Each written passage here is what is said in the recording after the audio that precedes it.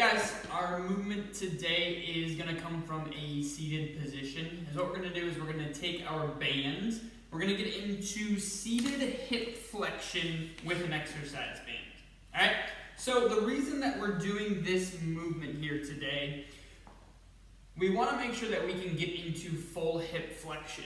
Alright, so full hip flexion would basically be driving this knee up as high as I can. Now sometimes it's a little bit tricky, especially if you don't have the balance to stand up on one leg.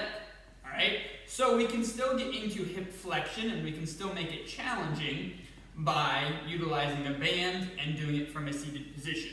Alright? So I've got the band, I'm going to put it right around my feet.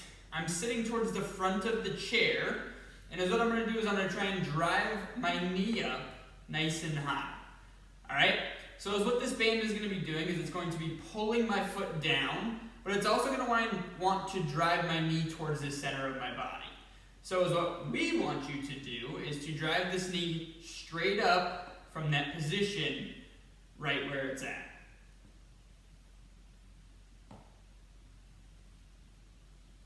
After we do 10 or so on one side, we can go ahead and switch over to the opposite.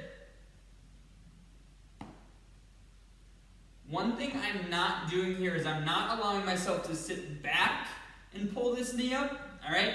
I'm sitting up tall the entire time, and that range of motion is coming just from the hip itself. I'm not using any sort of jerky motion or momentum to bring that knee up.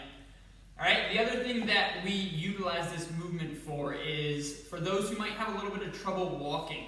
Sometimes maybe your toe starts to drag on the ground and you just feel that you're not lifting the foot up and off of the ground. This is a great exercise that you can do from just about any chair in order to help with that movement itself. So go ahead and give it a try and let us know how it goes.